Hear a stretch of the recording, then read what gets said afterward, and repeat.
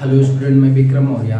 अभी तक 10th वाले बच्चों के लिए हमने कई टॉपिक पे डिस्कस कर लिया था, जैसे लीनियर इक्वेशंस के सभी इंपॉर्टेंट लेक्चर दे दिए थे, क्वाड्रेटिक इक्वेशन के सभी इंपॉर्टेंट लेक्चर दे दिए थे, और ट्रिग्नोमेट्री के भी हमने प्रूफ वाले क्वेश्चंस और 1 मार्क्स के सभी इंपॉर्टेंट क्वेश्चन को डिस्कस कर लिया था सेलेक्ट करके। और इसके बाद हमने पाइथागोरस थ्योरम का भी प्रूफ आपके सामने ज़बरदस्त तरीके से कराया था। और आपके लिए ये वीडियो काफ़ी हेल्पफुल है, आप इनको एकदम टॉपिक वाइज बिल्कुल देखते रहें और अपने दोस्तों की भी शेयर करना ना भूलें, जिससे उनको भी और आपको भी बड़ा प्रॉफिट हो। ये एकदम पॉइंट ऑफ एग्जाम बेस से क्वेश्चन सेलेक्ट किए जा रहे हैं। तो अगला जो नेक्स्ट टॉपिक है हमारा application of trigonometry. This topic is use for मतलब कि जैसे हाइट ज्ञात करना है, टावर की हाइट ज्ञात करना है, मीनार की ऊंचाई ज्ञात करना है, मतलब जिसकी हाइट हम फीते से मतलब किसी मेजर नहीं कर सकते हैं, तो उनमें वहाँ पर हमारी ट्रिग्नोमेट्री यूज। बच्चों बार बार पूछते हैं कि ये ट्रिग्नोमेट्री का यूज कहाँ है, तो आपको बता दें कि जैसे टावर की हाइट ज्ञात करने के लिए, ठीक ना, और उसके बाद इसका कहाँ यूज होता है, जैसे क्रिमिनल को पकड़ने के लिए, ठीक ना, और कितनी स्पीड से गोली छोड़ी जाए, तो इन सब का यूज हमारा और लेंथ फाइंड आउट करने के लिए जिसकी हाइट बहुत ज़्यादा है। तो आइए बिना टाइम वेस्ट किए आपसे सामने ज़बरदस्त तरीके से शुरुआत करते हैं, और आप इनको बिल्कुल टॉपिक वाइज देखते रहें, अपने दोस्तों के बीच शेयर करना ना भूलें। तो आइए आपके सामने जबरदस्त तरीके से शुरुआत करते हैं। तो पहला क्वेश्चन है क्या, ये point of exam base select किए गए हैं, और आपको बता दो हाइट एंड डिस्टेंस में, या इसी को कहते हैं एप्लीकेशन ऑफ ट्रिग्नोमेट्री। यहाँ पर हमें दो कोणों के बारे में पढ़ना है, उन्नयन कोण और अवमन कोण, angle of elevation and angle of depression. This topic मतलब जब अगर हम नीचे से ऊपर देखते हैं, मतलब आधार से ऊपर देखेंगे, तो वहां पर उन्नयन कोण गेट होता है, बनता है। और अगर हम किसी ऊंचाई बिंदु से जब नीचे देखते हैं, तो जो कोण बनता है उसे अवमन कोण कहते हैं। तो आइए बिना टाइम वेस्ट किए आपके सामने बात करते हैं कि पहला क्वेश्चन है क्या। तो पहला क्वेश्चन आप पहले लिख लें अपने कॉपी में, और आप इनको विधिवत कॉपी में अपने नोट करते रहें, क्योंकि एकदम पॉइंट ऑफ एग्जाम बेस से सिलेक्ट किए गए हैं। 2023 के लिए काफी हेल्पफुल होगा आपके लिए।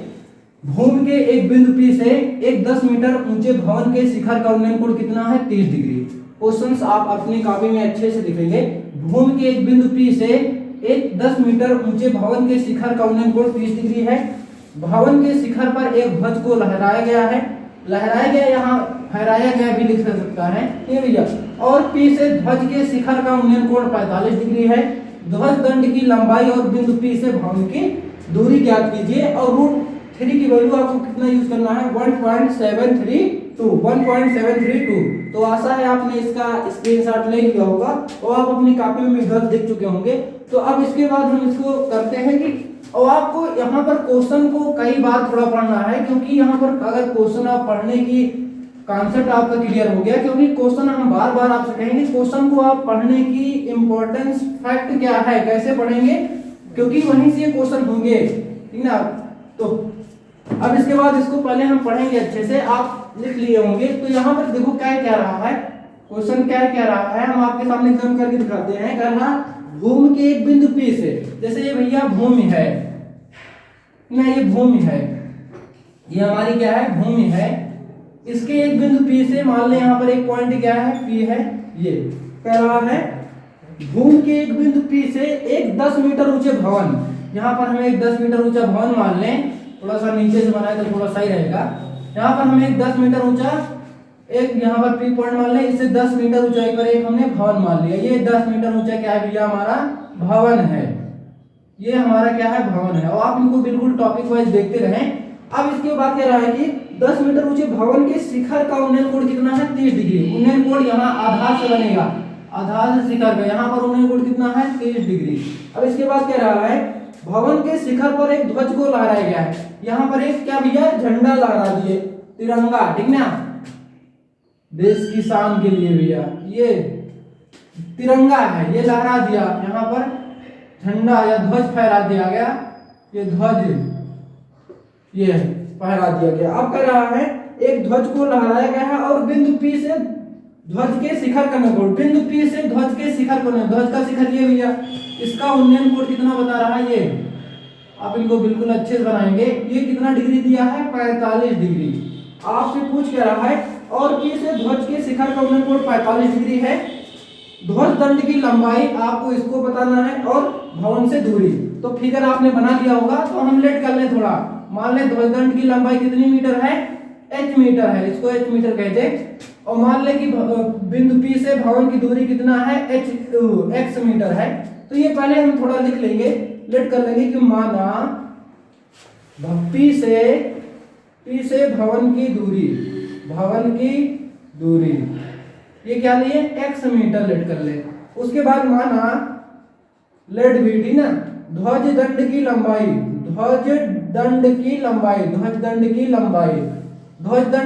इसको हमने क्या मान लिया h मीटर मान लिया। आप कुछ भी मान सकते, कोई टेंशन नहीं है, खाली आपको कॉन्सेप्ट समझना है, क्वेश्चन को अच्छे से पढ़ के बनाना है फिगर को, उसके बाद कॉन्सेप्ट समझना। और यहाँ पर हमेशा हमारा जो यूज होगा ट्रिग्नोमेट्रिक यूज करना है, तो साइन थीटा बराबर क्या होता है लंब बटे कोण। तो ये आप हमें आशा है आप एकदम विधिवत पढ़ चुके होंगे।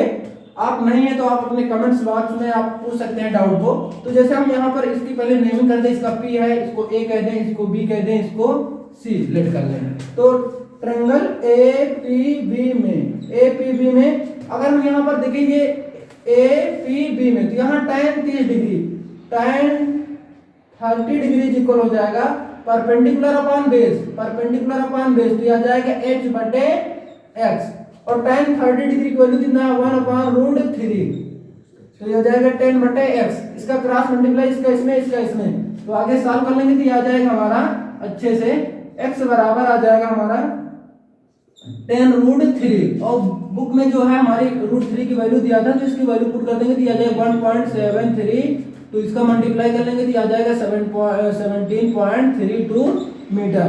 तो ये हमारी आ गई बिंदु P से भवन की दूरी कितनी आ गई भैया 17.32 मतलब 17.32। अब इसी प्रकार सिमिलरली ट्रायंगल APC में अगर इसमें लिख लेंगे तो tan 45 डिग्री बराबर क्या हो जाएगा लंब बटे आधार, तो मतलब 10 प्लस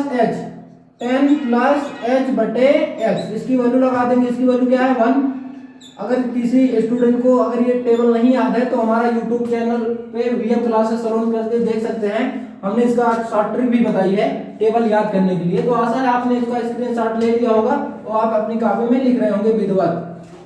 अब इसके बाद इसका इसमें मल्टीप्लाई कर दें तो यह आ जाएगा x बराबर 10 प्लस h। यहाँ पर हम x की वैल्यू पुट करते हैं, ये x की वैल्यू है 17.32 बराबर 10 प्लस h। ये प्लस में इधर आकर क्या हो जाएगा माइनस में, तो h बराबर आ जाएगा 17.32 माइनस 10, इससे घटा देंगे तो आ जाएगा 7.32 मीटर।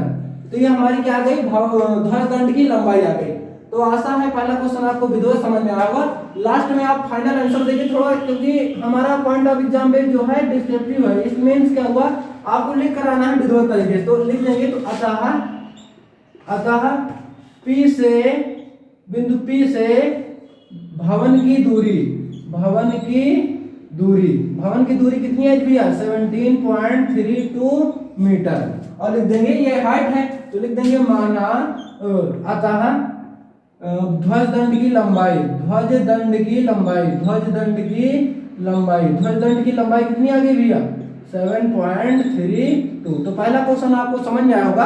तो हम सेकंड क्वेश्चन पे बात करेंगे, सेकंड क्वेश्चन है क्या। तो सेकंड क्वेश्चन आपके सामने बात करते हैं कि सेकंड क्वेश्चन है क्या। यहाँ पर कह रहा है कि 1500√3 किलोमीटर नियत ऊंचाई पर उड़ते हुए एक वायुयान का बिंदु A से 49 कोण का है या भैया 19 कोण, दोनों का मीन्स एक है। 49 कोण 60 डिग्री था, 15 सेकंड पश्चात 29 30 डिग्री हो जाता है। उस वायुयान की गति ज्ञात कीजिए। गति क्या है या भैया इसी का दूसरा नाम क्या है चाल। तो यहाँ पर एक छोटा सा आपको फार्मूला पता होना चाहिए। चाल बराबर क्या होता है दूरी बटा समय, डिस्टेंस अपॉन टाइम। ये हमें थोड़ा सा फार्मूला याद होना जरूरी है। तो ये आपको आशा है ये याद होगा, नहीं याद तो आप कमेंट्स में अपने बता के हम सभी फार्मूले भी इसको बना देंगे। और भी हमारे कई टॉपिक पे एरिया रिलेटेड टू सर्किल के सभी मतलब फार्मूले आप यूट्यूब पे देख सकते हैं, और सभी लगभग इंपॉर्टेंट फैक्ट आपके सामने कलेक्ट किए गए हैं। तो अब आपके सामने इसका फिगर बनाते हैं। फिगर को अच्छे से बनाना कह रहा है कि 1500√3 किलोमीटर नियत ऊंचाई पर, मान ले भैया ये जमीन है पृथ्वी है, इससे कितनी ऊंचाई पर 1500√3 मीटर ऊंचाई पर यहाँ एक वायुयान उड़ रहा है। यहाँ पर क्या उड़ रहा है भैया वायुयान, यहाँ पर एक वायुयान उड़ रहा है। आपको खाली इमेजिन करना है भैया उड़ रहा है, यहाँ उड़ा नहीं सकते ठीक ना। तो ये वायुयान उड़ रहा है। इसके बाद क्या कह रहा है 1500√3 किलोमीटर नियत ऊंचाई पर उड़ते हुए एक वायुयान का बिंदु ए से मान ले यहाँ पर एक पॉइंट क्या भैया बिंदु ए है, यहाँ से इसका उन्नयन कोण कितना है, 60 डिग्री है। अब कह रहा है 15 सेकंड पश्चात, तो मान लो भैया ये वायुयान उड़ करके यहाँ पर ऊपर उड़ रहा है, 15 सेकंड बाद ये कुछ दूरी तय करेंगे ना, तो दूरी तय करेंगे तो इस तरफ नहीं जाएगा भैया, इस तरफ आएगा। तो मान ले कि ये 15 सेकंड बाद इतनी दूरी कवर कर लिया, ये 15 सेकंड बाद मान लो इतनी दूरी कवर कर लिया, तो यहाँ पर उन्नयन कोण क्या हो गया। एक आपको और भी कॉन्सेप्ट बता दें, जब हम मीनार से दूर जाते हैं या किसी से दूर जाएंगे, जब मतलब जो यहाँ पर भवन होगा मीनार होगा कुछ भी, इससे अगर हम दूर जाएंगे तो उन्नयन कोण घटता है, अगर इसके करीब जाते हैं तो उन्नयन कोण बढ़ता है। ये इसका कॉन्सेप्ट है, आपको कॉन्सेप्ट जरूर पढ़ना है, क्योंकि कॉन्सेप्ट के साथ आपकी मैथ मजबूत हो जाएगी बढ़िया से। तो ये 15 यहाँ पर एक कोण कितना बना, 30 डिग्री। इसकी नेमिंग कहते हैं ए, मान लो वायुयान यहाँ आ गया, ठीक है भैया, ए बी सी डी। अब मान ली कि ये इसकी ऊंचाई आपको दिया ही है, ये मान ली कितनी दूरी कवर किया है, x किलोमीटर, क्योंकि ये भैया किसमें है, किलोमीटर में है, ये किलोमीटर में, तो आपको डिस्टेंस भी किसमें मानना है, किलोमीटर में। और 15 सेकंड में मान लो इन्होंने कितनी दूरी कवर कर लिया है, y किलोमीटर कवर कर लिया है। तो इसको थोड़ा लेट कर लेंगे, मान लेंगे, माना वायुयान द्वारा, क्योंकि भैया अगर इतनी दूरी हमको पता चल जाए तो दूरी पता चल जाएगी और हमें समय पता ही है, तो चाल बराबर क्या होता है, दूरी बटा समय, लगा के आंसर। माना वायुयान द्वारा 15 सेकंड में तय की गई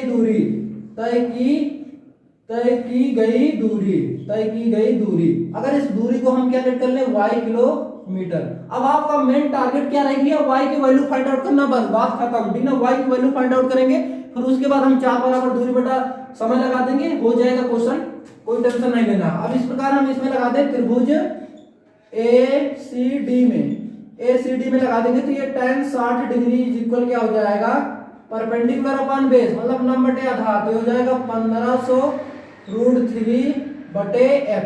अब tan 60 डिग्री की वैल्यू लगा दें, यहाँ वैल्यू आपको जरूर याद होना बहुत जरूरी है, क्योंकि नहीं तो काफी नंबर आपके ट्रिग्नोमेट्री में कट जाएंगे, तो आप इनको जरूर याद कर लें, सभी से आशा है याद करेंगे। इसको यहाँ पर मल्टीप्लाई कर लेंगे, x बराबर आ जाएगा 1500 किलोमीटर, x की दूरी आ गई, लेकिन आपको x नहीं लाना दिया, लेकिन स्टेप बाय स्टेप चलेंगे। तो पहले अब हम पहले y लाएंगे, तो पहले बड़े वाले ट्रायंगल में लेंगे। इसी प्रकार ट्रायंगल ABC में tan 30 डिग्री इज इक्वल हो जाएगा, tan 30 degree is equal perpendicular upon base, यह जाएगा 1500√3 अपॉन, ये हो जाएगा x प्लस वाई, ये x है ये y है, तो टोटल यहाँ से यहाँ तक क्या हो जाएगा, x plus y. tan 30 degree की वैल्यू लगा देंगे, 1/√3 बराबर हो जाएगा 1500√3 बटे x प्लस वाई। इसका क्रॉस मल्टीप्लाई कर देंगे, इसका इसमें मल्टीप्लाई, इसका इसमें मल्टीप्लाई, तो आता है, आपने इसको अपनी कॉपी में नोट कर लिया होगा और इसका स्क्रीनशॉट ले लिया होगा। इसी को थोड़ा अच्छे सॉल्व करके केवल आपका मेन टारगेट क्या है, y की वैल्यू फाइंड आउट करना, तो इसको y की वैल्यू फाइंड आउट कर लेते हैं। इसका इसमें मल्टीप्लाई कर लेते हैं, आ जाएगा x प्लस वाई बराबर, इसका इसमें मल्टीप्लाई कर लेते हैं, आ जाएगा 1500√3 इंटू √3, और कभी रूट सेम रहे तो रूट हट जाता है, जैसे √5 इंटू √5, तो ये 5 आ जाएगा, ये 5 आ जाएगा, √6 रहे तो 6 आ जाएगा, जो रहेगा वो आ जाएगा, कोई टेंशन नहीं लेना है। √3 3 हो जाएगा, तो ये हो जाएगा 1500 गुणे 3, तो ये आ जाएगा 15 दिया 4500, ये हमारा कितना आ गया 4500 किलोमीटर। तो आपने इसका फिगर भी बना लिया होगा, 1500 किलोमीटर, ये आ गया आपका x प्लस वाई। और अभी हमने x की वैल्यू फाइंड आउट कितनी किया था, x की वैल्यू हमने फाइंड आउट किया था 1500 किलोमीटर, तो यहाँ पर x की वैल्यू रख दे, फिर आ जाएगा 1500 प्लस वाई बराबर 4500, ये प्लस में ट्रांसफर हो जाएगा, माइनस में हो जाएगा, तो आ जाएगा 1500 घट जाएगा, इससे y बराबर कितना आ जाएगा 4500 माइनस 1500, तो इससे घट के कितना आ जाएगा 3000। y की वैल्यू आ गई, बस भैया आपको y की, क्योंकि जो दूरी तय कर रहा है वो 15 सेकंड में y दूरी तय कर रहा है, तो हमने माना था। तो आपको चाल चाहिए, तो चाल बराबर क्या होता है, आपको गति कहे या भैया चाल कहे, दोनों का मीन्स एक है। चाल बराबर क्या होता है, दूरी बटा समय।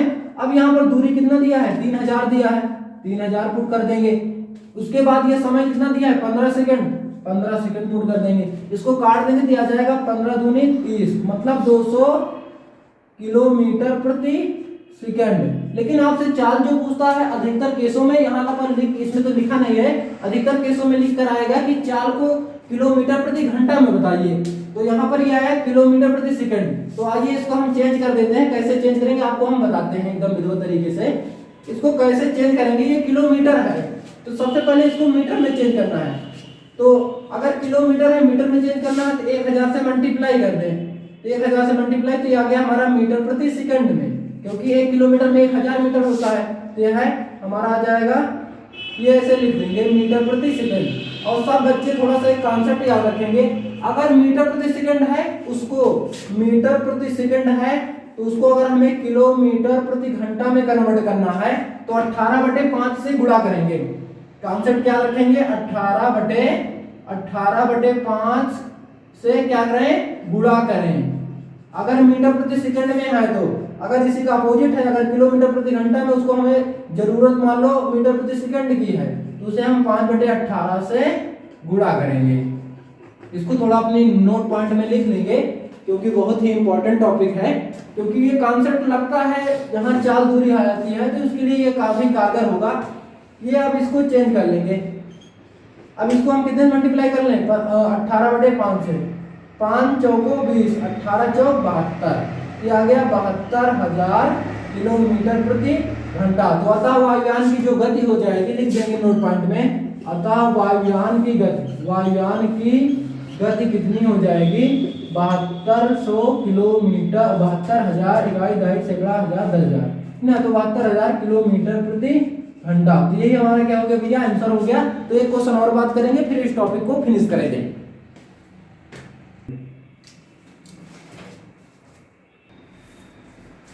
तो लास्ट क्वेश्चन आपके सामने बात करते हैं, इस टॉपिक को फिनिश करते हैं। तो कराची क्षैतिज तल पर स्थित एक मीनार की परछाई सूर्य का उन्नयन कोण 60 डिग्री से बदलकर 30 डिग्री हो जाता है। मतलब पहले 60 बन रहा है फिर 30 हो रहा है। तो ऐसा होने पर कह रहा है कि उसकी 40 मीटर बढ़ जाती है, होने पर 40 मीटर बढ़ जाती है। मतलब क्या बढ़ जाती है भैया, यहाँ पर एक बात हिडन किया है, परछाई बढ़ जाती है ना, क्या बढ़ जाती है, परछाई बढ़ जाती है। तो मीनार की ऊंचाई याद कीजिए। तो आपके सामने हम बनाते हैं, क्षैतिज तल पर स्थित एक मीनार, ये है भैया क्षैतिज तल, इस पर एक ये क्या है, मीनार है। मीनार की परछाई, ये अगर मान लो परछाई इधर पर रही, परछाई का उन्नयन कोण कितना है, 60 डिग्री। मान लो यहाँ पर इसका उन्नयन कोण कितना भैया, 60 डिग्री है, से बदलकर 30 डिग्री हो जाता। तो जाहिर से अभी आपको बताया कि जब हम मीनार से दूर जाते हैं तो उन्नयन कोण घटता है। तो मान लो यहाँ आ गए तो यहाँ पर उन्नयन कोण कितना हो गया, 30 डिग्री। 60 से बदल के कितना हो गया, तो होने पर 40 मीटर बढ़ जाती है। क्या बढ़ जाती है भैया, परछाई। तो इसको क्या लेट कर ले, 40 मीटर, ये इतना बढ़ जाती है। कॉन्सेप्ट समझेंगे। मीनार की ऊंचाई, तो इसको अपनी तरफ से क्या मान ले, x मीटर मान ले, और इसको क्या लेट कर ले भैया, h मीटर। आपको मेन टारगेट क्या है, h ज्ञात करना। सब टारगेट क्या है भैया, h ज्ञात करना। यहाँ पर लेट कर लेंगे, माना मीनार की ऊंचाई, मीनार की ऊंचाई लेट कर लेंगे, ऊंचाई कितनी लेट कर लेंगे, h मीटर। बस इसके बाद हम थोड़ा सा देखें, इसकी नेमिंग कर दे ABCD। तो ट्रायंगल ए, पहले हम इसमें लगा दें